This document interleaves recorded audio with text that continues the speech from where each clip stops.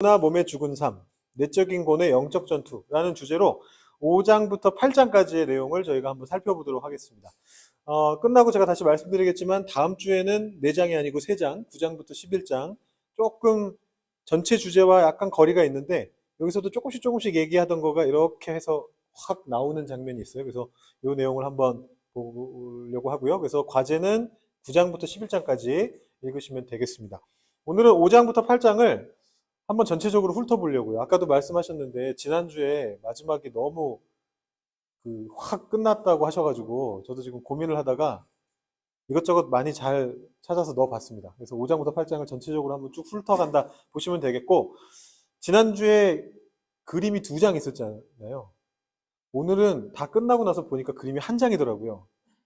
그래가지고 너무 재미가 없을 것 같아서 후반부에 저희 프라이빗한 사진 1장 추가해서 넣습니다. 오늘 사진 2장 있고요. 한번 보시도록 하겠습니다.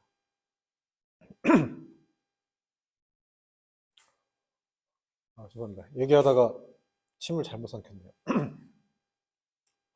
괜찮은 것 같습니다. 로마서의 맥락 첫 번째, 우리가 지난번에 1장부터 4장까지 봤던 내용을 한번 간단하게 정리하고 넘어갈게요. 저희가 율법과 현실에 대한 얘기를 봤다라고 크게 나누면 그렇게 될 것 같아요. 1장 중반부에 한 8절쯤부터 17절까지, 아니면 조금 더 짧게 보면 13절부터 17절까지 먼저 한번 핵심을 던지고 출발했죠. 복음에는 하나님의 의가 나타나서 믿음으로 믿음에 이르게 한다. 무엇이 중요한가라는 제목으로 요게 중요하다, 그 말씀을 드렸어요. 로마서의 중심 주제다. 그리고 나서 우리를 혼란에 빠뜨렸던 죄에 대한 얘기들이 나옵니다. 그런데 이 내용의 핵심은 뭐였느냐 하면 사실은 남을 정죄하는 데 있는 것이 아니고 우리가 이 모양 이 꼴로 살고 있다. 우리의 현실을 확인하기 위해서 이 내용이 있다고 말씀드렸어요. 그래서 그 뒤에 2장부터 곧바로 하나님 미리 알고 있었던 유대인들도 똑같은 존재다. 결국은 우리 모두는 실존적으로 율법이 있든 없든 간에 죄 짓는 삶을 살고 있다. 그 내용이 1장 후반부부터 3장 8절까지 혹은 3장 19절까지 내용이 전부 다 그런 내용이었습니다. 그리고 나서 3장 20절부터 후반부에서 이제 율법 외에 예수를 믿음으로 모든 믿는 자들에게 미치는 차별 없는 하나님의 의가 나타났다. 이게 21절 말씀인가 그렇죠? 21절 말씀. 이 내용을 1장 17절 말씀을 다시 진술하고 있죠. 사실 같은 내용이죠. 보시면 복음에는 하나님의 의가 나타나서 믿음으로 믿음에 이르게 한다. 율법 외에 믿음으로 믿는 자들에게 미치는 하나님의 의가 나타났다. 추가된 거는 차별이 없다. 왜냐하면 이 내용을 얘기했으니까. 이방인이나 유대인이나 다 똑같은 존재들이다 했기 때문에 그 모두에게 미치는 하나님의 의가 나타났다 라고 얘기한 다음에 4장에서 사례 연구를 했습니다. 아브라함을 봐라. 아브라함은 율법과 상관없이, 왜냐하면 아브라함이 살았던 시대는 율법보다 이전 시대니까요. 율법은 모세 때 왔고 아브라함은 모세보다 조상이기 때문에 훨씬 율법과 상관없는 시대에도 이미 믿음으로 구원을 얻는 모범사례로 아브라함이 있지 않았느냐. 그래서 예수를 믿는 우리도 그 뒤를 따른다. 4장 맨 마지막 절에 가면 우리도 그 뒤를 따라서 믿음을 가지고 나아간다. 이런 얘기를 합니다. 이게 1장부터 4장의 내용을 그냥 대략적으로 정리해 본 겁니다. 지금 보시면 아시겠지만 이렇게 2개가 묶이고 이렇게 2개가 묶이죠. 이렇게 2개는 우리의 현실, 중심 주제, 우리의 현실, 다시 중심 주제, 그거에 대한 사례 연구. 지금 이런 구조예요. 그래서 제가 요거를 한번 고민을 해보다가 이렇게 도표화 시켜봤습니다. 그림은 몇 개 없는데 도표가 많아요, 오늘. 여러분들 잘 이해시켜 드리기 위한 우리 브릿지 친구들한테는 보여주지 않았던 브랜드 뉴. 뭔가 좀 추가해야 될 것 같아가지고 박미리 집사님도 계시고 이태희 집사님도 계시고 하니까 뭔가 좀 추가해야 될 것 같아서 사실 원했던 거는 화살표 자체가 이렇게 휘어 있는 걸 원했는데 못 찾았어요. 그래가지고 이제 제 나름대로 열심히 파워포인트 기능을 이용해서 만들어 봤는데, 그러니까 이제 위에 있다라는 건 무슨 뜻이냐면 좀 좋은 얘기고, 쉽게 말하면 아래쪽에 있다는 거는 좀 나쁜 거라고 보시면 될 것 같아요. 근데 이게 지금 보시면 분명히 시작할 때 하나님의 의가 있으니까 우린 잘 될 거야 라고 시작해 놓고는, 근데 우리 현실을 보면 다 죄 짓고 살아, 이걸 이렇게 길게 얘기했잖아요. 1장 18절부터 3장 20절까지 계속 그 얘기를 했단 말이에요. 그리고 나서 하지만 차별이 없는 하나님의 의가 있어, 다시 한번 얘기하고서 그 사례를 얘기하는 장면이 나옵니다. 그러니까 지금 보면은 왔다 갔다 하고 있어요. 그죠? 지금 주제가 왔다 갔다 하고 있어요. 그게 저는 이제 주제 요동이라고 표현을 했는데 일종의 다이나믹이죠. 근데 이게 어, 우리가 로마서를 읽을 때 어렵게 만드는 요인 중에 하나인 것 같아요. 제가 이거를 브릿지에서 설명할 때는 정반합이라는 이야기로 설명을 했었는데, 변증법의 정반합이라는 얘기로 설명을 했었는데, 오늘은 제가 그걸로 설명 안 하고 주제의 요동이라는 개념으로 한번 설명을 해보려고 합니다. 왔다 갔다 해요. 근데 여기까지는 괜찮아요. 보통 이 정도는 할 수 있는 거 아닌가요? 우리가 뭘 쓰면 기승전결 뭐 이렇게 쓰잖아요. 그래서 원래 뭐 소설을 쓰던 아니면 무슨 논설문을 쓰던 기본적으로 시작해서 던지고 막 위기 상황까지 갔다가 쫙 해소하면서 끝 이렇게 하면은 괜찮단 말이에요. 사실은 로마서가 3장에서 끝났으면 완벽한 책이다. 우리를 혼란에 빠뜨리지 않아요. 거기서 끝나면 돼요. 아, 역시 하나님의 의 최고 이거구나 하면 돼요. 근데 이제 앞으로 오늘 거를 이제 보시면 이게 계속 가요. 계속 가요. 여기 읽으시면서 느끼셨죠? 5장부터 8장 이렇게 읽으시면서 이랬다가 저랬다가 하잖아요, 바울이. 좋다 이랬다가 나쁘다 그랬다가 좋다 이랬다가 계속 왔다 갔다 하잖아요. 이 뒤에 이제 더 올라갑니다. 여기까지는 주제를 던질 때까지는 그런가 보다 했는데 이 뒤로 올라가면 이런 내용이 나옵니다. 하나님과 누리는 화평이다. 예수 그리스도의 사건이 하나님과 우리의 관계를 회복시켜준다. 그래서 5장 1절 보시면 우리가 의롭다 하심을 받았으니까 예수님으로 인해서 하나님과 화평을 누리자. 하나님과 좋은 관계로 갈 수 있다. 2절에서 또 얘기하죠. 우리가 하나님의 영광을 바라면서 즐거워할 수 있다. 즐거워할 수 있다. 5장 10절에서 우리가 예수님의 죽으심으로 말미암아 하나님과 화목하게 되었으니까 그러므로 우리가 구원받을 거 아니냐. 얼마나 확신 있게 얘기하나요? 그러니까 우리는 즐거워해야 된다. 화목하게 하신 예수님으로 인해서 우리는 하나님 안에서 즐거워해야 돼. 이 즐거워하느니라라는 표현이 명령형으로 이해될 수도 있거든요. 그 원어가 조금 해석하기 어려운데 즐거워합시다로 해석할 수도 있어요. 그러니까 이게 그런 얘기예요. 우리는 화평을 누릴 수 있는 존재야. 믿음으로 의롭다 하심 받았으니까. 그래서 우리가 즐거워할 수 있고 즐거워해야 해 라는 얘기예요. 이게 사실은 결말로 너무 좋아요. 아까 보셨던 이 화면에서 중심 주제, 우리는 구원받을 수 있어. 아, 우리 현실은 죄 짓는 현실이지. 하지만 우리는 구원받을 수 있어. 즐거워하자. 완벽한 기승전결. 좋지 않아요? 너무 좋은데. 그 다음에 바닥으로 가라앉기 시작하죠. 우리를 혼란스럽게 합니다. 5장 전체가 이렇게 돼 있어요. 11절까지 와 이제 우리는 다 해결됐어. 하나님과 화목하고 즐거워합시다. 그러더니 갑자기 아담의 원죄를 다시 얘기하기 시작해요. 아담의 원죄가 우리를 어떻게 했고 하지만 그리스도의 의로운 행위가 있으니까 이러면서 이 정도까지 내려왔어요. 그러더니 다시 더 내려가죠. 율법은 범죄를 더하게 한다. 우리의 삶 속에 범죄를 더하게 한다. 왜 이러는 걸까요? 저는 바울이 옆에 있으면 물어보고 싶어요. 왜 그러셨어요? 우리를 왜 이렇게 만드십니까? 이 다음은 뭘까요? 6장 들어가면 어떻게 될까요? 또 올라가요. 또 올라가요. 6장 가시면 6장 1절에서 2절 보시면 이런 내용이 나옵니다. 바닥에서 건져 올린 소망, 제가 이런 표현 썼는데 아까 바닥으로 깔아 뭉갰잖아요. 즐거워하라 그러더니 갑자기 막 원죄 얘기하고 다시 밑으로 막 파고 들어가지고 범죄를 더할 수밖에 없어. 율법 안에서 너희는 범죄를 더할 수밖에 없어. 그러더니 전환을 시키죠. 그런즉 우리가 무슨 말을 하리요? 은혜를 더하게 하려고 죄에 거하겠느냐? 그럴 수 없느니라. 죄에 대하여 죽은 우리가 어찌 그 가운데 더 살리요? 그런즉 어찌하리요? 15절에서도 우리가 법 아래에 있지 아니하고 은혜 아래에 있으니 죄를 지으리요? 그럴 수 없느니라. 이 의문문을 두 번이나 사용하고 있습니다. 브릿지에서 한번 말씀드렸는데 저한테는 그 인생 구절 중에 하나예요. 제가 경험했던.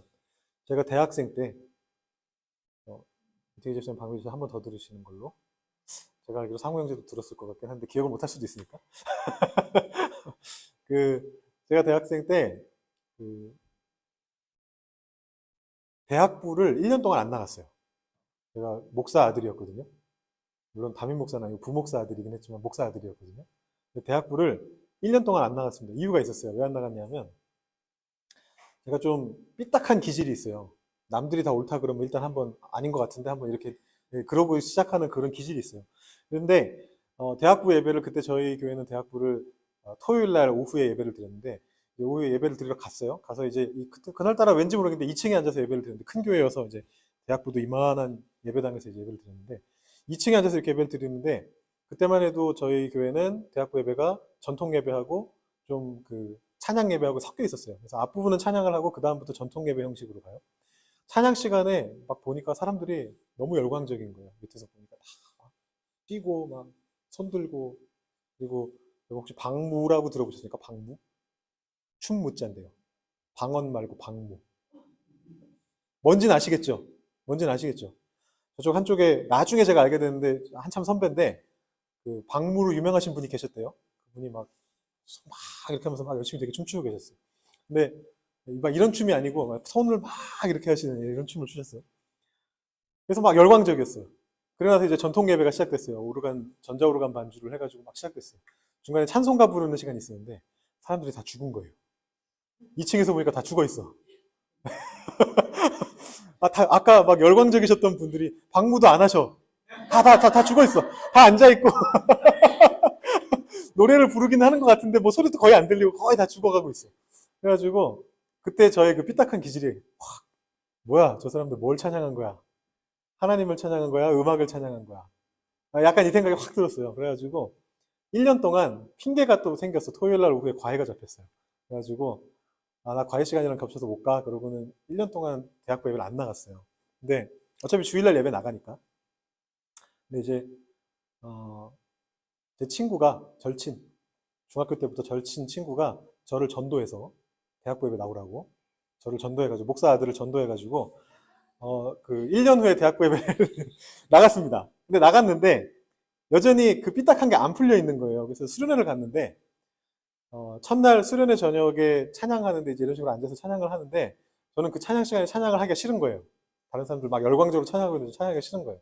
그래가지고 제일 구석 자리에 앉아서 제일 구석 자리에 지금 박미리 집사님 앉아 계신 저 자리에 앉아가지고 앞에 한 명이 가리고 있고 저는 제일 구석에 이렇게 앉은 다음에 거기에서 성경책을 읽고 있었어요. 딴 사람들은 다 일어나가지고 찬양하고 있는데 저 혼자 앉아서 성경책을 읽었어요. 나는 이 찬양을 부르지 않으려. 약간 이런 느낌으로. 성경책을 로마서를 그때 왜 로마서를 읽으려고 맘먹었는지 모르겠는데 로마서 1장을 펼쳐가지고 로마서 1장부터 이렇게 쭉 읽고 있었는데 한 10여 분 읽은 거죠. 앞에서 1장부터 쭉 읽은 거니까. 쭉 읽다가 6장에서 이 말씀을 딱 만나면서 완전 충격을 확 받은 거예요. 그 일 때문이 아니고 그 일하고 연결된 게 아니고 그 당시에 제가 마음속에 고민하고 있었던 고민이 여기에서 이제 해결된 거죠. 반복적인 죄 때문에 해결이 안 되는 것을 가지고 굉장히 힘들어하고 있었는데 그런즉 우리가 무슨 말하리요? 은혜를 더하게 하려고 죄에 거하겠느냐? 그럴 수 없느니라. 이 말씀을 딱 듣는 순간에 큰 충격을 받았어요. 근데 그 충격이 두 가지였어요. 내 질문에 대한 응답이기도 하거니와 와 하나님은 나의 삐딱한 마음도 이렇게 이용하시는구나. 네, 제가 이거 읽게 된 이유는 찬양하는 거 꼴 보기 싫어가지고 그런 거였거든요. 저 사람들 찬양하는 거 꼴 보기 싫어서 이거 읽은 건데 읽다 보니까 이렇게 되는 거예요. 그래가지고 굉장히 큰 충격이었고 저의 하나님에 대한 관점을 완전히 바꿔놨던 하나님은 진짜 뭐든지 하실 수 있구나. 전혀 그런 일이 일어날 수 없을 것 같은 상황 속에서도 하나님 맘먹으시면 뭐든지 할 수 있구나. 이제 그런 생각을 깨닫게 했던 그 본문이 이거였습니다.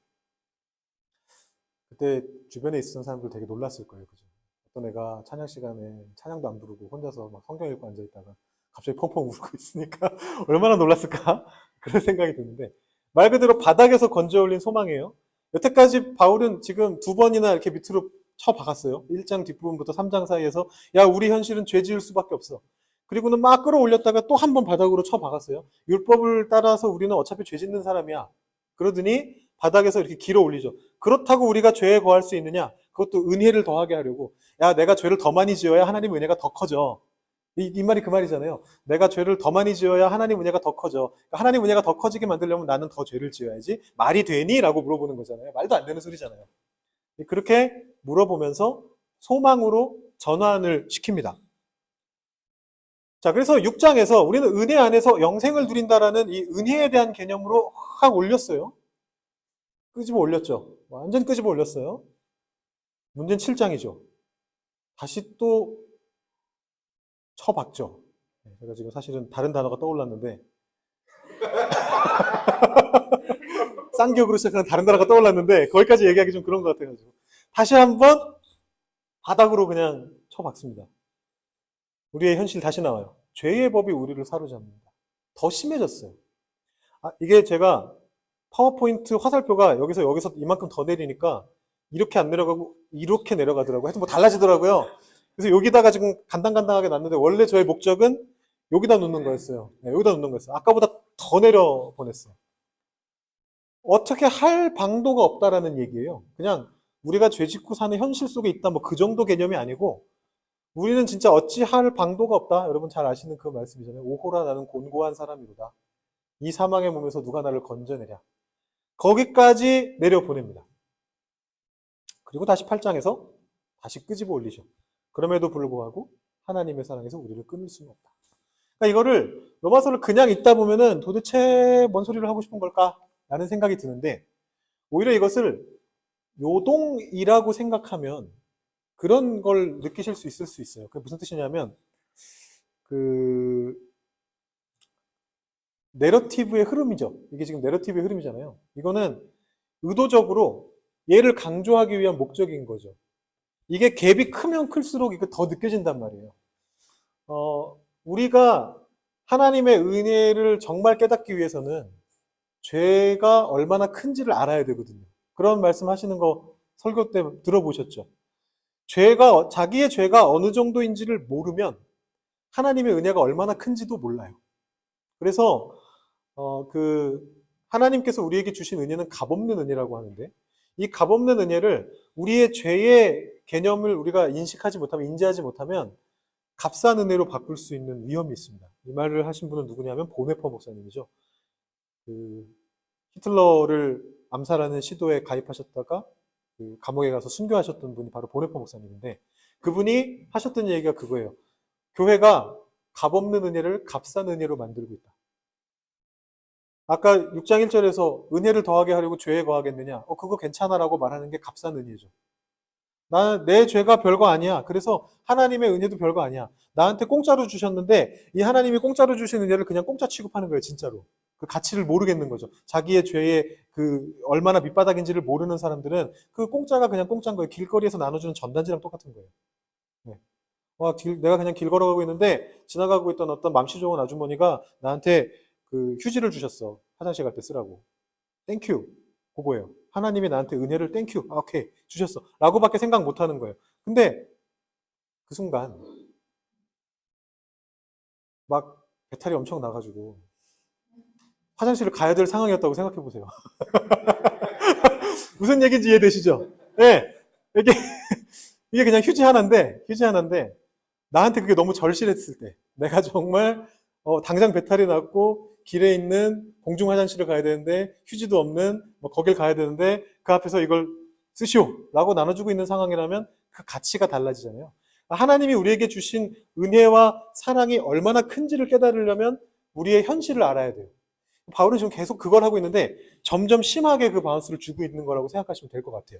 그래서 1장부터 8장까지의 말씀을 쭉 읽다 보면 결국 바울이 하고 싶었던 얘기는 우리의 현실은 그러하고 그 현실에 비추었을 때 하나님의 은혜가 얼마나 큰가를 말하고자 하는 것이구나 라고 생각하신다면 이 로마서 앞부분을 이해하시는 데 도움이 되실 것 같습니다. 네, 그 내용들 조금 더 살펴보면요. 7장의 현실의 밑바닥 말씀을 보시면 다 아시는 말씀이죠. 내가 원하는 것은 행하지 않고 도리어 미워하는 것을 행한다. 내가 원하는 바 선을 행하지 않고 원하지 아니하는 바 악을 행한다. 종합으로 이렇게 얘기하죠. 내 속사람은 하나님의 법을 즐거워하는데 지체 속에서 한 다른 법이 마음의 법과 싸워 내 지체 속에 있는 죄의 법으로 나를 사로잡는 것을 보는도다. 그 다음에 8장으로 갔을 때는 이제 이런 얘기를 하는 거죠. 결코 정죄함이 없다.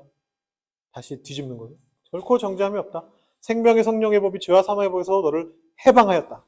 아주 강력한 선언을 하고 그 다음에 육신대로 살면 죽겠지만 하나님의 영으로 인도하는 사람은 하나님의 아들이다.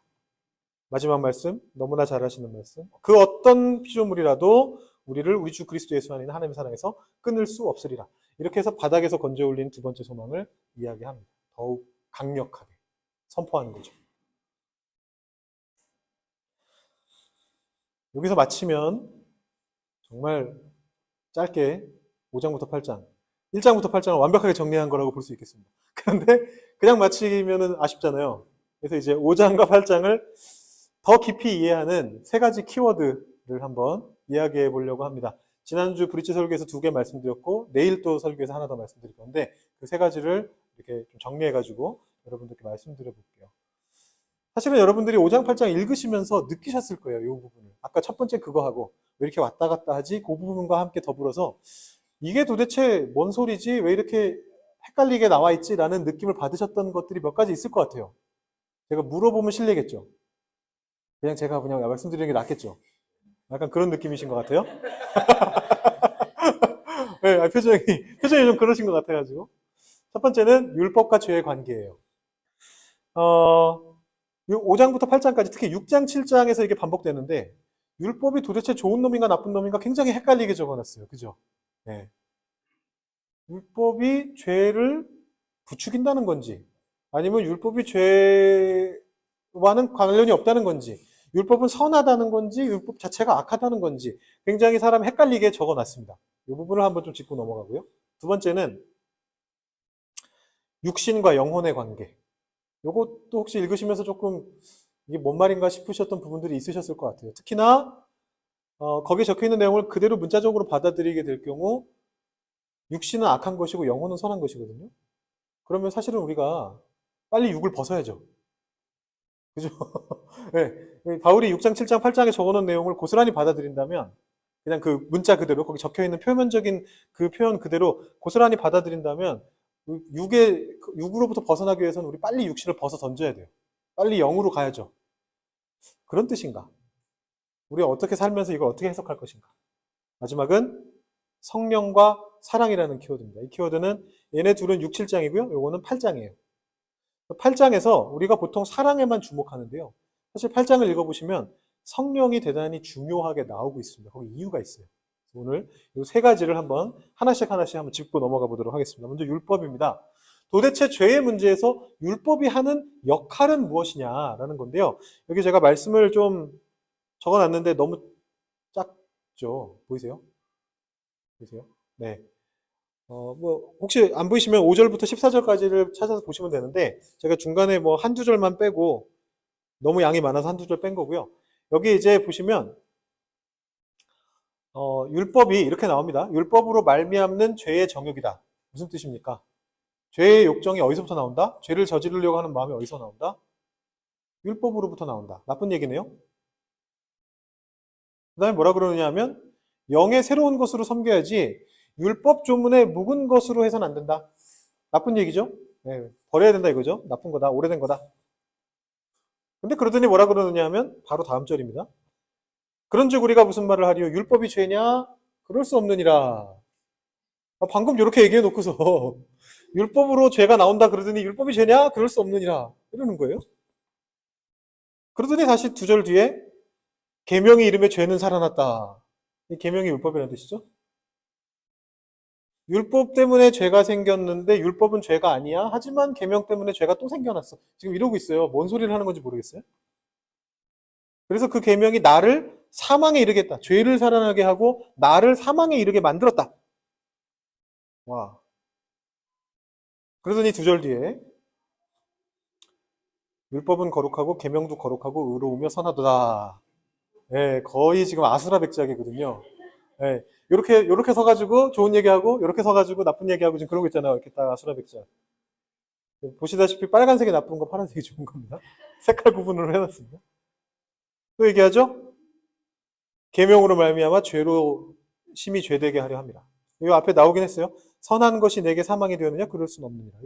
이건 또 사실 파란색인데 제가 빼먹었는데 아까 율법이 선하다고 했으니까 이어지는 내용이니까 여기까지 좋게 얘기해 놓더니 갑자기 계명으로 죄가 죄를 심하게 되게 됐다. 그러더니 다시 율법은 신령한 것이다. 좋게 얘기합니다. 뭔 일이 벌어진 겁니까? 뭔 일이 벌어진 거죠? 율법의 이중성이라고 말할 수 있는데요.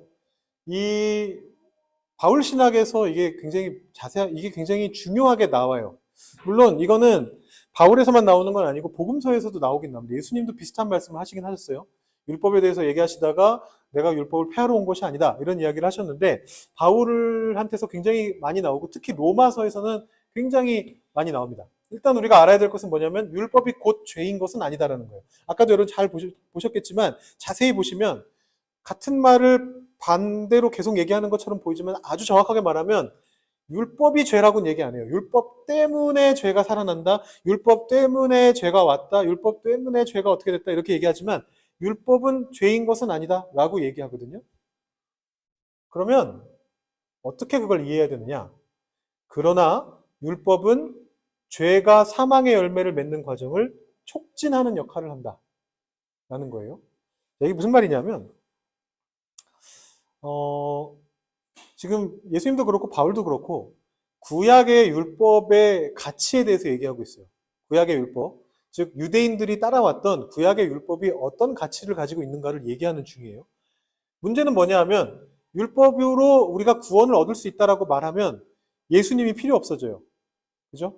율법으로도 우리가 하나님을 알 수 있고 율법으로도 우리가 구원을 얻을 수 있다 그러면 예수님은 필요가 없습니다. 그냥 유대교 믿으면 돼요. 뭐하러 새롭게 그리스도교를 만들고 그리스도교를 믿어요. 그냥 바울이고 누구고 간에 다 그냥 유대교로 들어가가지고 하나님 믿고 율법 지키면서 살아가면 돼요. 근데 지금 바울이 얘기하고자 하는 거는 뭐냐 하면 그 율법은 사실은 완벽하지 못하다는 거예요. 그거 가지고는 우리가 구원까지 갈 수 없다라는 거예요. 그렇다고 해서 율법 자체가 죄고 율법 자체가 문제다라고 얘기해버리면 그리스도교가 가지는 기반이 상실되는 거죠. 구약이 없어져 버리고 유대교가 없어져 버리면 기독교가 아무것도 안 남게 돼요. 전통 자체가 사라져 버려요. 그 과정 속에서 그 이중성을 얘기하는 건데 하나님이 율법을 주신 목적은 죄를 처리하시기 위한 게 맞아요. 죄를 처리하시기 위한 게 맞는데 죄의 결과가 사망이잖아요. 우리가 아담이 원죄를 지음으로써 죄 때문에 죽음이 들어왔다라고 이렇게 얘기를 하는데 죄의 결과가 사망입니다. 그래서 죄를 지은 사람도 죽게 되어 있어요. 왜냐하면 죄가 사망이니까. 그런데 율법은 무슨 역할을 하느냐 하면 이 죄가 사망으로부터 떨어져 나오는 걸 막고 죄를 사망에다가 붙이는 역할을 한다는 거예요.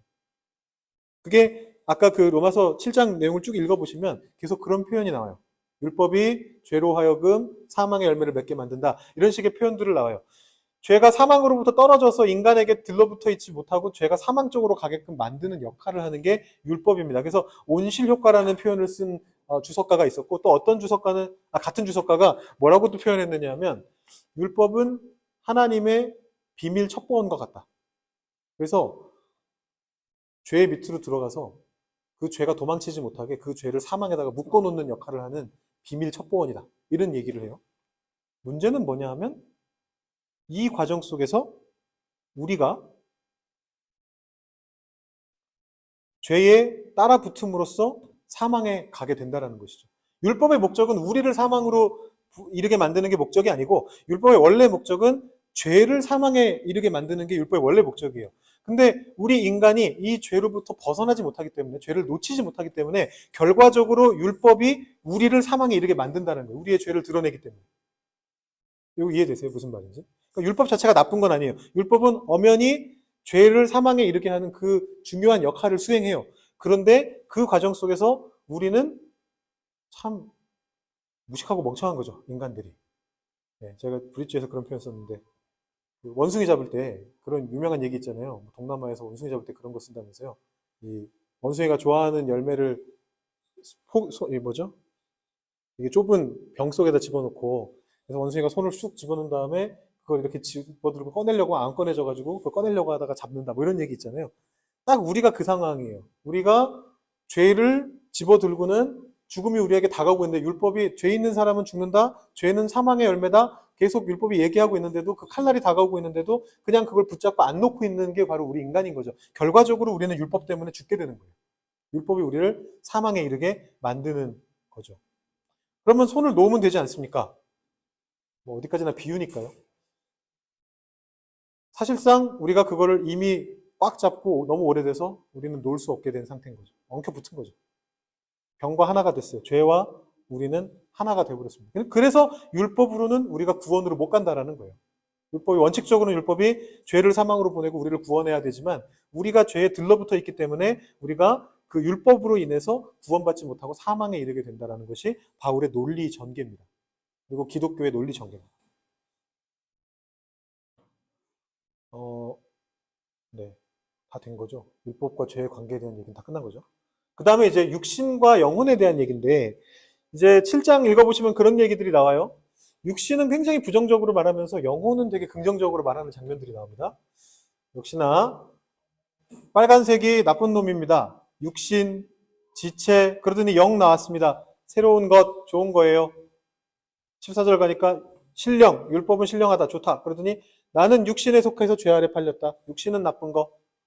속사람은 하나님의 법을 즐거워하는데 지체, 육신이죠. 육신 속에서는 다른 법이 있어요. 내 마음의 법과 싸워서 결국 지체 속에 있는 죄의 법이 이겼어요. 마음으로는 하나님의 법을 섬기는데 육신으로는 죄의 법을 섬겨요. 연달아 그냥 계속 얘기합니다.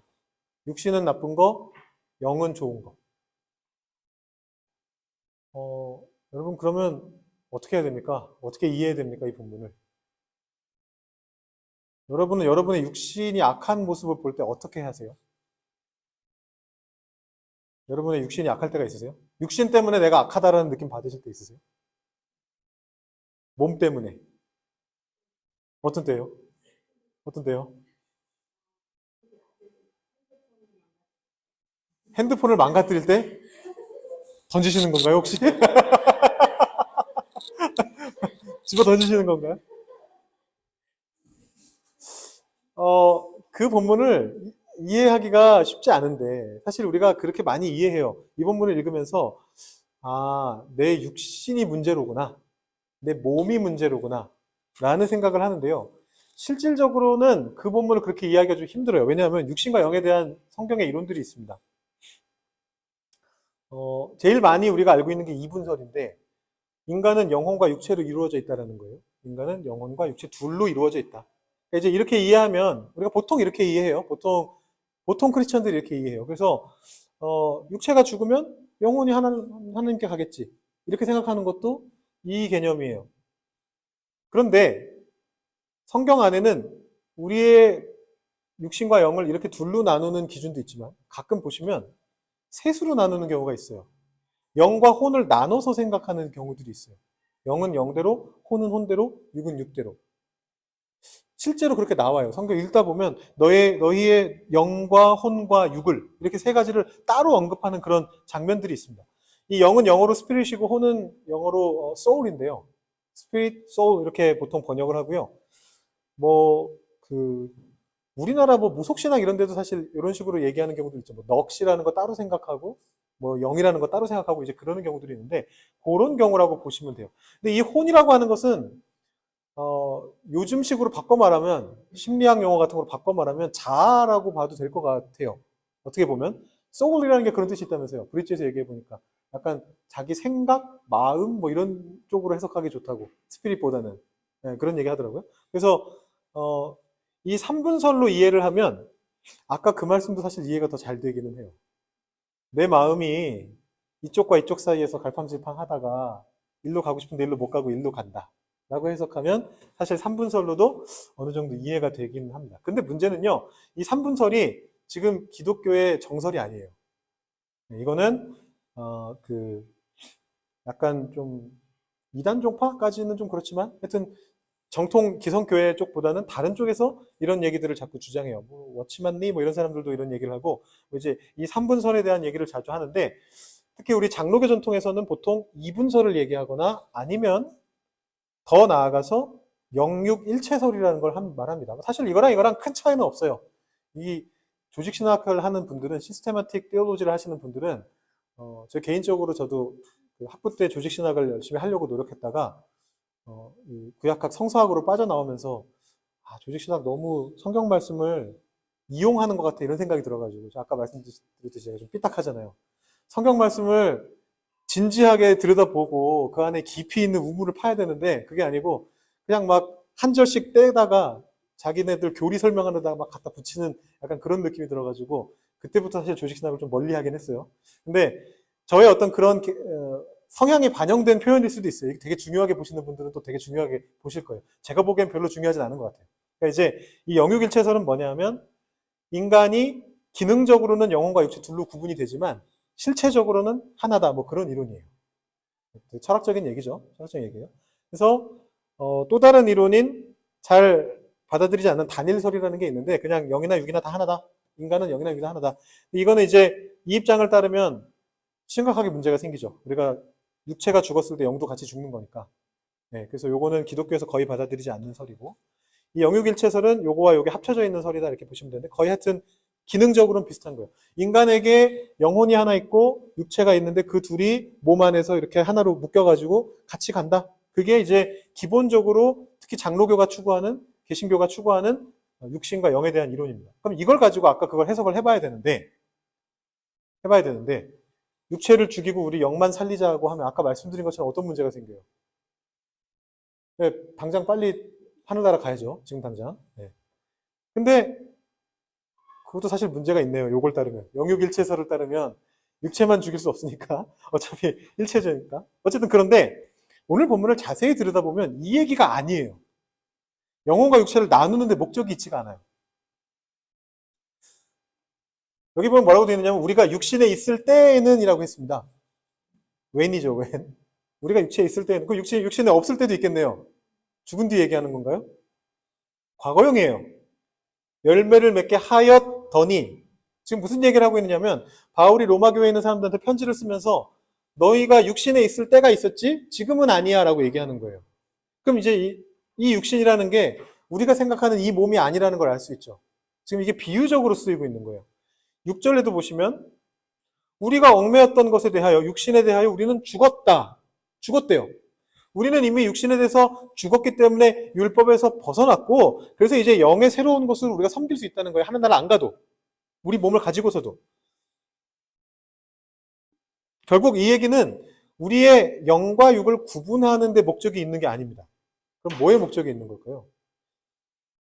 여기서 말하는 육신은 비유적으로 하나님을 믿기 이전의 삶의 모습을 가리키는 표현이에요. 지금 저 사람들이 대다수가 이방인들이란 말이에요. 지금 뭐 유대인들도 있겠지만 유대인 그리스도인과 이방인 그리스도인이 섞여 있는 로마 공동체인데 대다수는 이방인들이에요. 그래서 이 로마서를 읽어보시면 둘 사이의 어떤 뭐 차별에 대한 얘기, 둘 사이의 어떤 누가 구원받느냐 뭐 이런 얘기들 계속 얘기는 하지만 포커싱은 어느 쪽으로 더 가까이 가 있느냐 하면 그 이방인들에게 더 많이 가까이 가 있어요. 이 사람들은 하나님을 믿기 전에는 육신적인 삶을 살았다는 거예요. 비유적인 표현이에요. 진짜 우리 몸이 그렇다는 게 아니고 이전까지는 하나님의 영을 따르지 않았기 때문에 육신을 따르고 있었고 그러나 지금은 하나님의 영을 따르고 있기 때문에 그리스도를 믿고 변화된 삶을 살아갈 수 있다는 걸 이야기하는 것이 목적입니다. 이제 오해하시면 안 된다는 얘기예요. 7장 읽으시면서 아 육신이 문제구나. 내 육신을 이렇게 막 이렇게 찌르면서 뭐 하는 거 아시죠? 아 나의 욕망을 죽여야 돼 막 이러면서 그러실 필요가 없어요. 그런 몸에 대한 얘기가 아니에요. 물론 몸하고도 관련된 부분이 없진 않지만 이 본문에서 말하는 것은 그런 몸에 대한 얘기가 아니에요.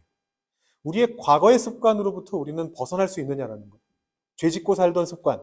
뭐 우리가 뭐 모태신앙일 수도 있는데 그런 개념이 아니라 내가 정말 하나님을 진정으로 만나고 내가 과거에 죄 짓고 다니던 삶을 살아가는 것이 아니라 그 이후에 내가 바뀐 삶으로 다시 살아가게 됐을 때 과거의 습관이 내 발목을 아직도 잡고 있느냐 이런 얘기를 지금 하고 있는 거예요. 그러면 이제 그렇게 결론이 났는데 이런 질문이 생길 수 있죠. 근데 왜 우리는 아직도 고민이 되지? 방금 변화됐다면서. 그리스도를 믿고 변화가 됐다면서. 여러분 그런 생각 해보신 적 많으시죠? 여러분 스스로도 그렇고 다른 분들을 봐도 그렇고 뭐 교계의 지도자분들도 자주 실수하고 신문에 이따만하게 일면에 나시고 막 이러잖아요. 왜 그러지? 왜 그러는 거죠? 그거를 설명할 수 있는 이론이 있습니다. 이거는 뭐 여러분 혹시 아마 많이 들어보셨을 거고요. 만약에 안 들어보셨다면 오늘 머릿속에 오늘 한 모든 내용 중에 요거 하나를 넣고 가시면 돼요. 굉장히 중요한 신학적인 이론 중에 하나입니다. 이미와 아직이라는 개념인데요.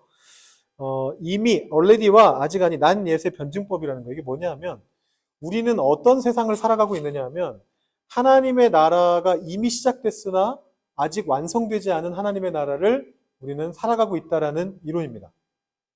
하나님 나라가 언제 시작됐죠? 하나님 나라가 언제 시작됐습니까? 창세전부터.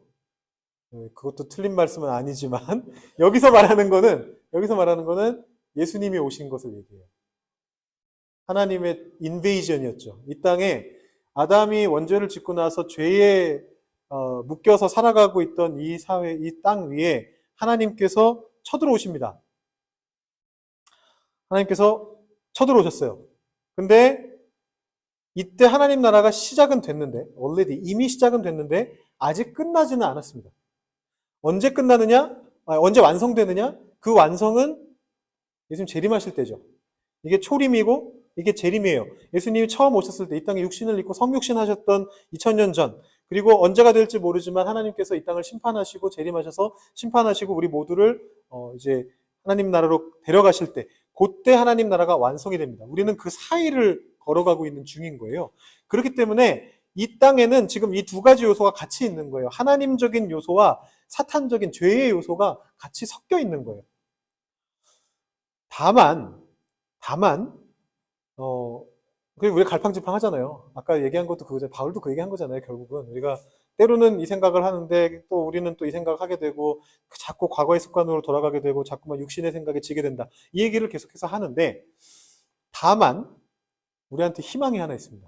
그 희망은 뭐냐 하면 예수님이 오신 이 순간이 사실상 결판 나는 날이었다라는 거예요. 하나님 나라가 이미 시작됐잖아요. 하나님 나라는 반드시 오게 돼 있는 거예요.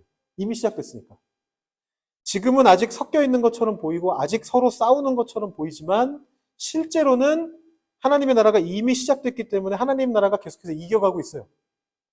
우리 스스로는 그렇게 생각을 안 할 수도 있지만, 나는 맨날 지는데, 나는 맨날 죄 짓는데 라고 생각할 수 있지만, 나는 지금 승리를 향한 길을 걸어가고 있는 중인 거죠. 그 과정 속에서 아까 보셨던 그 주제의 요동처럼 우리는 그 요동을 계속 우리 삶 속에서도 계속 경험하거든요. 오늘은 내가 하나님께 가까이 간 것 같은데 내일은 또 곤두박질 치고 또 죄 짓고 또 문제 생기고 또 우울해지고 또 잘못한 것 같고 막 그런 걸 계속 반복하면서 살아가고 있지만, 그 과정 속에서 우리는 결국은 오시게 될 하나님의 나라를 향한 승리의 길을 계속 걸어가고 있다라는 것입니다. 요거를 여러 가지 방식으로 설명을 해요. 각종 다양한 신학자들이. 제가 청년부에서 확실히 했고, 그 성인 예배, 뭐 수예배나 이때도 했었는지 정확하게 기억 안 나는데 했던 것 같은데, 자주 쓰는 비유는 그 신약학자 김세윤 교수라고 한국 교수님인데 그 풀러 신학교에서 가르치시는 세계적인 신학학자가 있어요.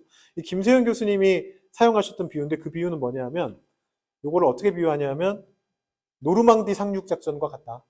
2차 세계대전이 실질적으로 결판이 난 때가 언제냐면 연합군이 노르망디 상륙작전을 성공시켜서 프랑스로 진군을 시작했을 때 이미 전쟁의 승패는 결정이 났다. 그 순간.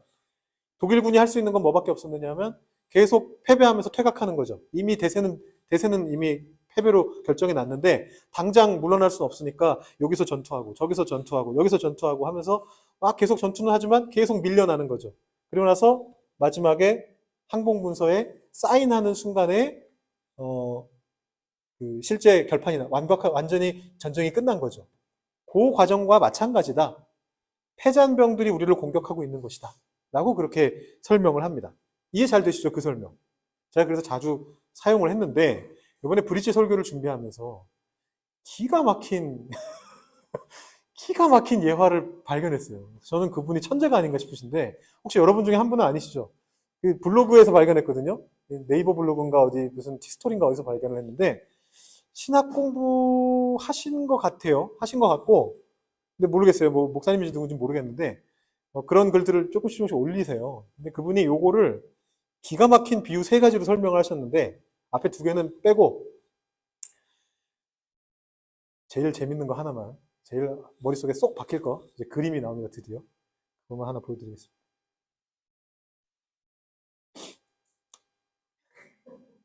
아세요? 우리 유진자매는 이것이 무엇인가라는 표정으로 쳐다보고 있습니다. 저희 세대는 아시죠? 모르는 분, 드래곤볼 모르시는 분. 만화책이에요. 대강의 흐름은 아세요? 잘 모르세요? 그냥 요런 게 있다 정도만 아세요? 오케이. 요게 뭐 전 세계적으로 제일 많이 팔린 만화잖아요. 네, 일본 만화인데 세계적으로 팔린 만화죠. 주인공입니다. 예? 뭐라고? 아, 원피스. 원피스는 요거 다음 세대. 네, 이게 90년대, 원피스 2000년대. 네. 제가 밴쿠버에서 몰에 갔더니 이제 이런 걸, 피규어 인형들을 파는데, 손오공하고 원피스 피규어가 쫙 깔려 있더라고요. 네, 캐나다에. 그래서, 야, 이게 아직까지도, 이 90년대 건데 아직까지도 팔리네 그 생각을 했었는데, 어쨌든, 이게 제가 알기로는 그 원피스보다도 일본 밖에서는 이게 훨씬 유명하대요. 네, 이게 세계적으로 유명했었대요. 뭐 미국이나 이런 데서도 완전 붐을 일으켜가지고 심지어 90년도에 나온 건데 저희 애도 이걸 다 합니다. 제가 가르치는 거 아니고요. 여기서 어디서 듣고 왔어요. 그래서 이게 한국말이 아니고 영어로 알고 있어요. 뭐 슈퍼 세이야인 뭐 이런 발음으로 막 얘기를 해요. 뭐지 그건? 말하면서 듣고 보니까 이거구나 이랬었는데 하여튼 지금 아직까지 지금 애들도 이걸 막 보는데 이게 가장 유명했던 에피소드예요. 이 양반이 양반? 이 존재가 외계인인데 이 친구가 그 뭐죠? 실질적인 최후 보스예요.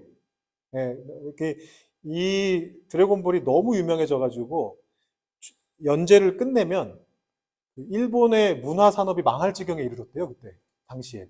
그래가지고 요곡하고 원래 작가는 끝내고 싶었는데 일본 문화부의 차관이 작가 집까지 직접 찾아와가지고 제발 연재를 조금만 더 이어달라 이래가지고 그 뒤로 이제 한 3개인가 더 붙었어요. 뭐 셀편, 뭐 인조인간편, 마인부편 뭐 해가지고 그 뒤로 더 붙었는데 실제로는 작가가 처음 구상했던 최후 보스예요. 요 놈이 최후 보스예요. 진짜 센 애예요.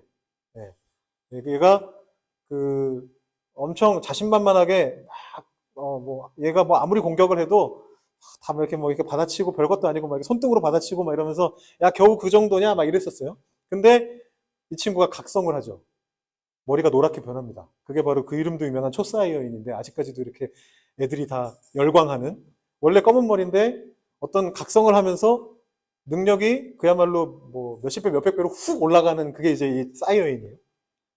변신했어요. 힘이 쫙 올라갔어요. 그 모습을 보고 얘 표정이 이렇게 바뀐 거예요. 그 전까지 아주 여유만만이었는데 애가 뭔 짓을 하던 뭐 이거 에너지 팔을 쏘던 뭐를 던지던 뭐 하나도 신경 쓰지 않고 여유만만하게 너는 아무리 해봐자 날 못 이긴다 이러고 있었는데 요렇게 된 순간 얘 표정이 이렇게 바뀝니다. 그때부터 그 여유만만하던 애가 되게 찌질해져요. 막 그 인질 잡고 인질이 좀 크긴 한데 지구를 인질로 잡고 내가 지구를 폭파시키겠다 막 이러면서 이제 막 지구를 인질로 잡고 막 살려달라 빌고 막 이러다가 이제 나중에 결국 죽어요. 이렇게 되거든요. 네? 나메크 성인 뭐 그거는 조금 전인가 그럴 거예요. 나메크 성인. 요거 바로 전 단계인가 그럴 거예요. 하여튼 그래서 그런 일이 벌어지는데 그분이 뭐라고 비유했냐면 이것과 똑같다. 얘가 초사이언으로 변하기 전까지는 악의 세력이 이기고 있었는데 확실하게 변신한 순간 아직 결판은 안 났지만 누가 봐도 끝난 거예요. 얘가 봐도 끝났고 얘가 봐도 끝났고 독자들이 봐도 끝난 거예요. 이겼다. 얘가 질 수는 없다. 이 상태에서 얘가 더 이상 질 수는 없다. 거기서 져버리면 이제 그 작가가 이제 이렇게 된 거죠. 완전히 말도 안 되는 거죠. 그러면 이제 욕먹는 거죠. 독자들한테. 얘가 딱 변신하는 순간 끝난 거예요. 그거랑 똑같다. 하나님이 예수님 이 땅에 보내신 것이 이 사건과 같다는 거예요. 이미 결정이 났다는 거예요. 예수님이 이 땅에 오셨기 때문에 이미 하나님 나라는 온 거고 시작된 거고 우리는 죄로부터 구원받을 수 있다는 완벽한 희망 속에 살아가고 있습니다. 다만 반발하는 거죠, 얘가. 지는 건 알지만 어떻게든 지구도 인질로 삼아보고 요만한 거 콩알 같은 거 던지면 지구 폭파될 걸 막 이러면서 막 협박도 하고 너는 나를 못 죽여 뭐 이러면서 뭐 별의별 소리 다 하지만 결국은 죽거든요. 그 반항하는 시기가 우리가 지금 살아가고 있는 시기라는 거예요. 그 시기 속에서 우리가 그 죄 때문에 계속 고민하고 힘들어하고 육신의 연약함에 진다라는 표현을 써면서 이제 그렇게 살아가지만 결국에는 아까 말씀드린 그 다이나믹을 통해서 우리가 구원의 길로 가고 있다는 걸 우리가 알아야 된다는 것이죠. 그래서 하나님 나라가 올 때까지 이 내적 고뇌가 끝나지 않아요. 이게 되게 절망적인 얘기이기도 해요, 사실은. 그렇지 않나요? 특히 제가 브릿지에서 설명할 때는 그 얘기를 했어요. 왜냐하면 특히 젊은이들은 그런 어떤 반복되는 죄의 문제나 해결하고 싶은 어떤 그런 것들의 문제가 있을 때 그런 생각을 한단 말이에요. 왜 나한테선 이게 해결이 안 나지? 해결이 났으면 좋겠는데 앞으로 그런 고민을 안 했으면 좋겠는데 근데 실제로는 그런 일은 일어나지 않아요. 바울도 계속 얘기하잖아요. 바울조차도 오호라 나는 공고한 사람이라다 얘기하잖아요. 이건 계속되는 거예요. 우리는 죄의 발목에 계속 잡힐 거예요. 계속 잡히지만 그거를 우리가 뭘로 생각해야 되느냐 하면 폐잔병이 발버둥 치고 있다. 폐잔병이 발버둥 치고 있는 중인 거다. 결국은 하나님이 우리를 건져내실 수 있다. 우리는 마침내 승리하게 된다라는 걸 믿어야 된다라는 것이죠. 그렇다면 그 자유함을 얻을 수 있는 방법은 무엇이냐? 그게 이제 8장에 나오는 성령과 사랑입니다. 첫 번째 사랑을 먼저 보면은요. 8장 뒷부분에 보시면 여러분 잘 아시는 말씀들이죠. 아들을 아끼지 않고 주셨으니 아들과 함께 모든 것을 우리에게 주시겠지. 우리를 그리스도의 사랑에서 무슨 수로 끊을 수 있겠느냐. 이 모든 일에 우리를 사랑하시는 이로 말미암아 우리가 넉넉히 이기느니라. 하나님의 사랑에서 어떤 피조물도 끊을 수 없을 것이다. 라고 얘기합니다. 이제 근거가 되는 거죠. 하나님의 사랑이 근거가 되는 거예요. 하나님의 사랑이 이렇기 때문에 우리가 죄 때문에 아무리 지을 것 같을지라도 그 죄로부터 결국은 이길 수 있는 힘을 얻을 수 있다. 절대 끊어질 수 없다. 그것이 무엇이든 여기 뭐 환난, 곤고, 박해, 기근, 적신, 위험, 칼, 사망, 생명, 천사, 권세, 현재일, 장래일, 능력, 높은 기쁨, 다른 어떤 피조물이라도 우리를 하나님의 사랑으로부터는 결코 끊어낼 수가 없다. 그것이 무엇으로 증명됐느냐 하면 자기 아들을 우리에게 보내주셨던 그 사건을 통해서 증명된 거죠. 그래서 하나님 나라가 이 땅에 왔다는 걸 우리가 믿는 거예요. 안 보이잖아요. 하나님의 나라가 이 땅에 왔는지 솔직히 모르겠잖아요. 문제도 계속 생기고 아까 말씀드린 것처럼 우리들 삶도 계속 죄의 발목 잡히고 교회도 찢어지는 일이 벌어지고 이게 하나님이 뜻하시는 바인가? 이게 과연 우리가 이런 길을 가는 게 맞는 건가? 과연 희망이 있는가? 소망이 있는가? 그런 생각이 들 때 하나님이 보여주시는 거죠. 내가 이렇게까지 했는데 과연 너희들을 내버려 두겠느냐? 내가 내 아들을 죽였는데 너희들을 위해서 내가 내 아들을 죽였는데 너희들을 내버려 두겠느냐? 절대 끊을 수 없다라는 것이 하나님의 사랑입니다. 이게 근거예요. 근데 근거만 가지고는 부족해요. 왜냐하면 우리가 이 근거를 가지고 있다고 해서 우리 삶이 바뀌는 건 아니거든요. 우리가 하나님의 사랑 앞으로 열심히 살아야지. 아까도 말씀드렸듯이 계속 무너지거든요. 계속 무너져요. 그래서 필요한 게 뭐냐면 성령님이에요.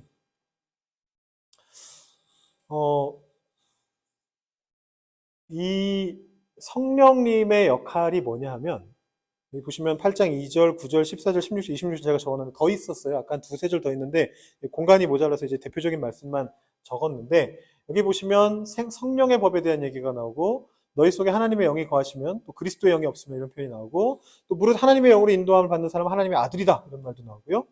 성령이 우리의 영과 더불어 하나님의 자녀인 것을 증언하신다. 성령도 우리의 연약함을 도우신다. 이런 얘기들이 나오는데 이 내용을 제가 한번 정리를 해봤습니다. 성령의 역할은 무엇인가? 첫 번째는 우리의 지위를 바꿔주시죠. 우리를 하나님의 자녀가 되게 만드신다. 좀 이따가 하나씩 조금 더 살펴볼게요. 일단 먼저 다 말씀드리고. 두 번째는 과정이죠. 우리의 연약함을 도우신다. 우리가 굉장히 좋아하는 말씀들이죠. 우리 너무 연약하니까. 우리 연약함을 도우신다. 그래서 그 결과 우리에게 생명을 가져오시는 분이 바로 성령님이시라는 거예요. 하나씩 보면은요. 우리를 하나님의 자녀가 되게 하신다. 아까 13절, 14절이었는데 15절, 16절, 17절까지 있군요. 많다. 네, 이렇게 여기 적혀 있습니다. 너희가 육신대로 살면 반드시 죽을 것이라도 영으로서 몸의 현실을 죽이면 살리니 하나님의 영으로 인도함 받는 사람은 하나님의 아들이다. 그러니까 우리가 하나님의 영의 인도를 받게 되면 우리는 하나님의 아들이 된다라고 하는데요. 그 다음에 되게 재미난 표현이 나와요. 너희는 무서워하는 종의 영을 원래 갖고 있었는데 다시라는 표현은 그 뜻이죠. 너희가 무서워하는 종의 영을 받지 않고 양자의 영을 받았기 때문에 우리가 아빠 아버지라고 하나님을 부를 수 있다. 성령이 증언해 주신다. 우리의 영과 더불어 하나님의 자녀라는 것을 증언하시기 때문에 우리는 동시에 하나님의 상속자도 된다라는 이야기가 쭉 적혀 있습니다. 우리를 하나님의 자녀가 되게끔 입양해 주시는 분이 성령님이시라는 거예요. 여기 보시면 양자의 영이라고 되어 있잖아요. 우리는 원래 죄의 종이었거든요. 죄의 자녀였거든요. 죄의 자녀였기 때문에 우리가 죄에 붙어서 율법에 따라서 우리가 죽음으로 가는 거였는데 그 우리를 종의 영이 아닌 양자의 영을 주셔서 우리를 입양시키시는 분이 하나님이시다라고 얘기하고 있는 거예요. 그래서 성령님이시라고 얘기하고 있는 거예요. 그래서 우리가 성령님을 우리 안에 모시면 바로 우리가 하나님의 자녀로서 인정을 받게 된다는 게 이 정체성에 대한 얘기입니다. 지위에 대한 얘기입니다. 여러분 이런 의문이 드실 수 있어요. 왜 양자할까요? 친자면 안 되나요? 그런 생각 안 드세요? 제가 저의 가족의 사진을 집어넣어 봤습니다. 그래서 이 장면입니다. 저희 아버지 가장 멋쟁이 모자 쓰고 계신 분 아버지 큰아버지 작은아버지 둘째 큰아버지 저희가 사형제세요. 저희 아버지가 5남매인데 고모님은 돌아가셨고, 네 분이 살아계세요. 여기는 이제 저의 할아버지가 계시는 이제 묘소. 이 꼬마는 저의 둘째입니다. 처음 묘소에 갔습니다. 이게 뭔지도 모르고 열심히 밟고 있습니다, 지금. 네. 사진 3장이 있는데 여기서 밟았다, 이쪽 밟았다, 이쪽 밟았다가 지금 큰아버지께서 예배인도 중이신데, 추도 예배인도 중이신데, 지금 신나게 밟고 있습니다. 네. 저희 가족사를 잠깐 얘기하면, 요분들이 저의 큰할아버지, 큰할머니시고, 요분들이 할아버지, 할머니세요. 한국에 있는 묘소인데, 큰할아버지, 큰할머니가 자녀가 없으셨어요. 근데 저희 할아버지는, 만혼 하셨거든요. 그때 기준으로는 엄청 만혼인데, 40대 초반에 결혼하셨어요. 네. 꽃다운 20세 처녀와, 저희 할머니. 깜짝 놀랐죠? 네. 나이 차가 저희 할머니가 1919년생이시거든요. 3.1운동에 있을 때 일어났는데 저희 할아버지가 무려 여러분 세대로는 짐작이 안 가실 텐데 아마 증조 할아버지 연배실 텐데 1896년생이세요. 저희 할아버지가. 네, 할아버지가 몇 살 차이인가요? 그러면 23살 차이죠. 23살 차이세요. 그래서 아마 정확하게 언제 결혼하신지 제가 모르는데 아마 20살 전후로 결혼하셨을 거고 저희 할아버지는 아마 한 2, 3에서 45 사이, 44 사이에 결혼하신 것 같아요. 왜냐하면 할아버지가 45대 낳으셨으니까. 근데, 큰아버지를. 근데, 그러니까 이제 아이를 많이 못 낳으실 거라고 생각하셨을 거 아니에요? 근데 5남매를 낳으신 거예요. 그때부터. 엄청나게 대단하시죠? 5남매를 낳으셨어요. 그래서, 큰아버지, 고모, 둘째 큰아버지, 저희 아버지가 넷째고, 작은아버지. 이렇게 5명을 낳았습니다. 근데, 큰할아버지가 아들이 없잖아요. 자녀가 없어요. 그래서 저희 할아버지께 아마 말씀하신 것 같아요. 너의 많은 아이들 중에 한 명을 나에게로 보내라. 족보를 이어야 된다. 네, 족보를 이어야 된다. 그래가지고 저희 아버지가 족보를 옮기셨습니다. 제가 알기로는 고등학생 때인 걸로 알고 있어요. 그래서 이 큰할아버지 족보를 옮기셨어요. 혼자. 왜냐하면 첫째가 갈 수는 없고 뭐 그런 거 있잖아요. 늘 하는 얘기. 막내도 갈 수 없고 사이에서 가야 되는데 그래서 결과적으로 저희 아버지가 뿅 이렇게 가셨어요. 그렇다고 그 집에 가서 살진 않았습니다.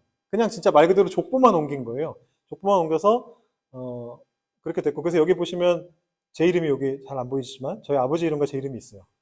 여기도 있어요. 실제 아들이기 때문에 여기도 있고 여기에도 저의 이름만 있습니다.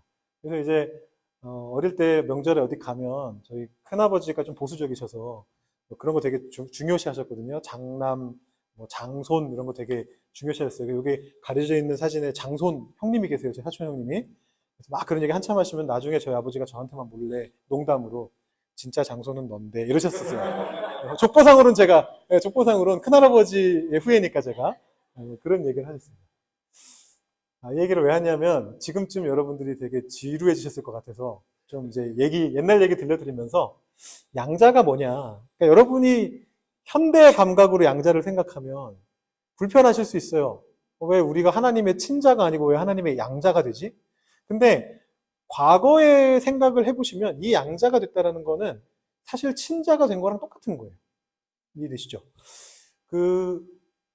뭐죠?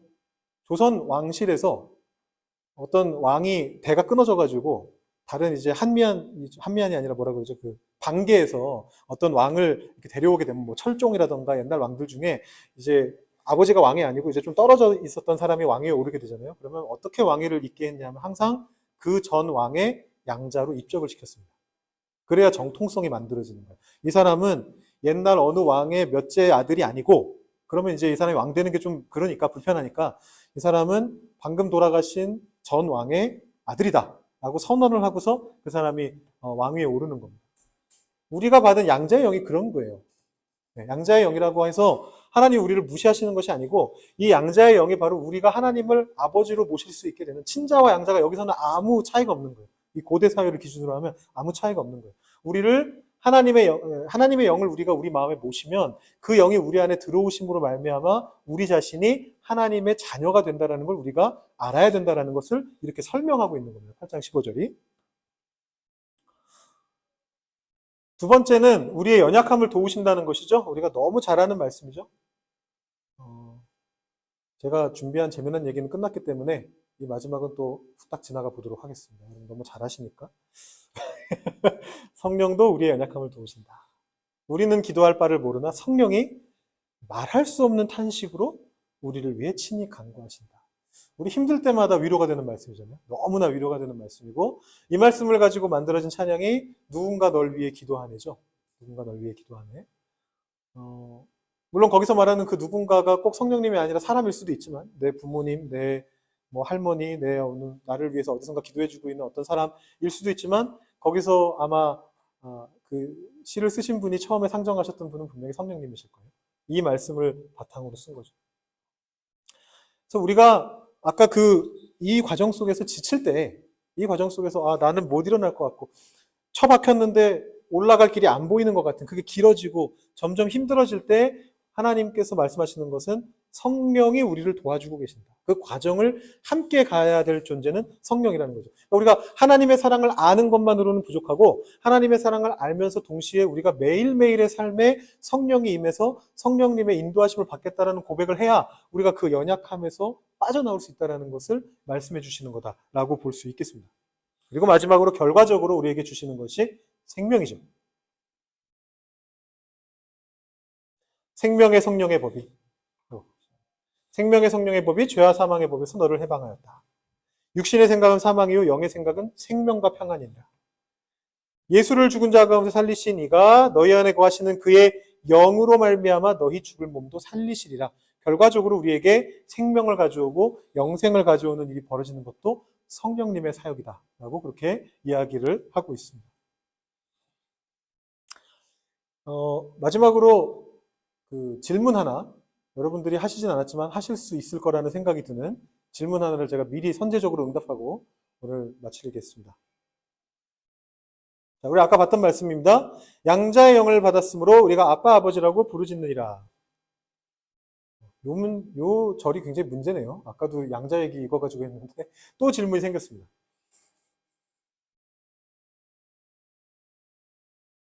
그뿐 아니라 우리도 이미 성령의 처음 익은 열매를 가지고 있는 우리까지도 속으로 탄식하며 양자 될 것, 곧 우리 몸의 속량을 기다린다라고 얘기했습니다. 이 둘 사이에 어떤 차이가 있는지 보이시나요?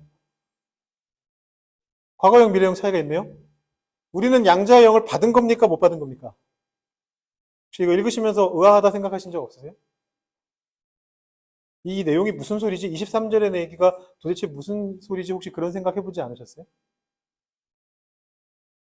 안 해보셨다면 넘어갈까요?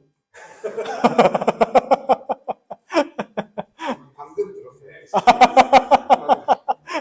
제가 막 의문을 불어넣었죠. 이게 좀 설명하려면 복잡하고 긴데,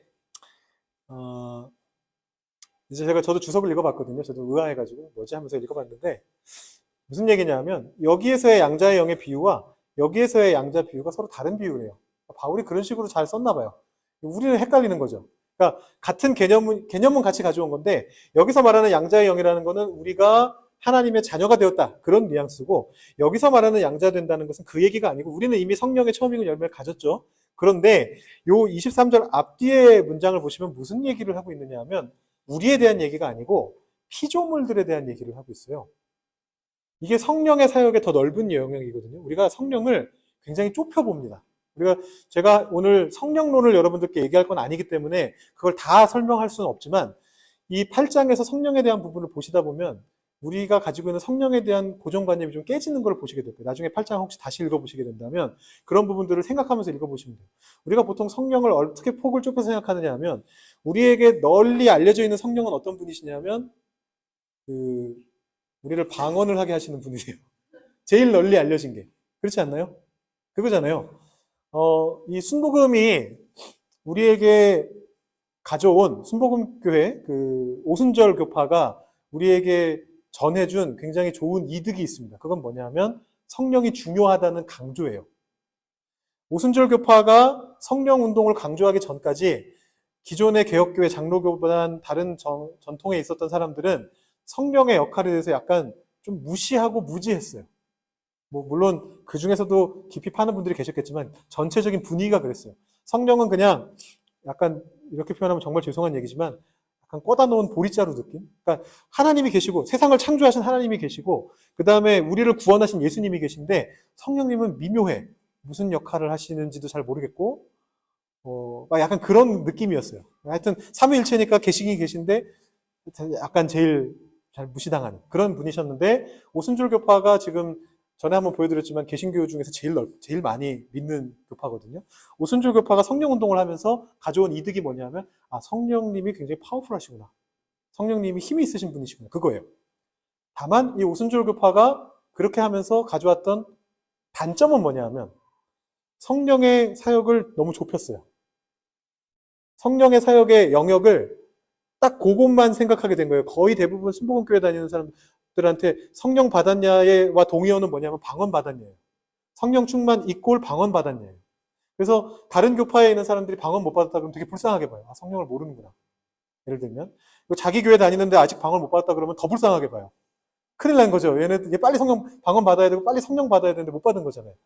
근데 이제 성경을 쭉 읽어보면 하나님의 영이 활동하시는 영역을 쭉 읽어보면 우리의 상상을 초월해요. 우리의 지성도 성령님이 관장하시고 우리의 감성도 성령님이 관장하시고 우리가 가지고 있는 우리 전인적인 모든 부분에 있어서 우리를 도우시고 우리를 어느 방향으로 가게 만드시는 그 역할을 하시는 분은 성령님이세요. 더 나아가서 피조물까지도. 인간을 통해서 하나님이 창조하실 때 인간을 청지기로 창조하셨잖아요. 하나님이 인간을 창조하시고 내가 만든 이 자연을 다스리라 말씀하셨는데 인간을 통해서 모든 피조물들이 사실은 구원을 얻어야 되는데 거꾸로 아담 때문에 이 피조 세계가 죄에 덮이게 됐습니다. 그런데 성령께서 오심으로써 여기 맥락을 나중에 읽어보시면 피조물들의 세계가 고통 속에서 신음하고 있지만 성령을 가진 우리 때문에 우리가 같이 탄식하고 성령님과 함께 우리가 같이 탄식함으로써 그 세상이 구원을 얻게 될 것이다라는 그런 메시지가 들어가 있어요. 그래서 이 말씀을 배경으로, 이 말씀뿐만 아니고 성령과 자연의 관계에 대한 다른 말씀들도 더 있는데 그 말씀들을 배경으로 해서 이런 어떤 생태 운동을 하시는 크리스천들이 되게 많으세요. 주로 뭐 진보적인 교파 쪽에 많이 있긴 하지만 이제 이런 쪽으로 계속 시야가 넓어지는 거죠. 자연을 보호하고 동물을 보호하고 이런 부분들도 우리가 해야 될 우리의 영역이구나. 성령님의 영역이고 하나님의 창조를 받은 그 피조 세계를 우리가 관리하고 보살피는 것도 바로 우리의 영역이구나. 이쪽으로 이제 생태신학 이런 쪽에서 이제 그런 얘기들을 주로 합니다. 그래서 이제 성령의 사역의 더 넓은 영역까지 한번 이걸 통해서 보실 수 있었기를 바랍니다. 마지막이라고 했는데 정리하는 겁니다. 5장 전반부 예수 믿는 사람은 하나님과 화평하게 된다. 이상주의죠. 아이디어한 거예요. 그런데 율법은 죄를 해결하지 못한다. 다시 현실로 왔었습니다. 그 후에 은혜를 더하기 위해 죄에 구할 수는 없지 않느냐. 당위성입니다. 당위성. 그렇다고 해서 우리가 다시 죄로 안 가느냐. 그렇진 않아요. 그래서 또 얘기하죠. 더욱 처절한 현실. 바닥으로 내려보냅니다. 육신의 영향력에서 우리의 힘으로는 벗어날 수 없다. 다만 이것은 비유적인 표현. 우리의 죄의 영향을 받는 과거의 삶으로부터 사탄의 영향력으로부터 우리는 벗어날 수 없다. 성령으로 인해서 벗어날 수 있고 성령을 받은 우리로 인해서 온 피조물도 구원을 받을 수 있고 그리스도를 통해 드러난 하나님의 사랑으로부터 우리를 끊을 수 있는 세력은 하나도 없다라는 8장의 결론으로서 현실과 이상이 만나는 일이 벌어집니다. 그래서 이 로마서의 앞부분의 결론은 제가 보기에는 8장으로 결론을 내리면 되는 것 같아요. 여러분들이 이 내용을 다시 한번 살펴보시면서 5장부터 8장까지 내용 보시면 되겠고 전체의 맥락은 저기 보시다시피 화평과 사랑이라고 볼 수 있는 것 같아요. 처음 시작을 화평으로 시작했고 마지막도 결국 그거예요. 피조 세계까지 구원받는 우리도 하나님과 사랑으로 연결되고 끊어지지 않는 관계를 얻게 되고 피조 세계까지 구원받게 되는 이 내용이 5장부터 8장의 맥락의 핵심적인 맥락이다라는 그런 생각을 해봅니다. 다음 시간 예고입니다. 유대인은 과연 구원받을 것인가? 이런 말씀들이 있는데 다음 주에 한번 저희가 살펴보고요.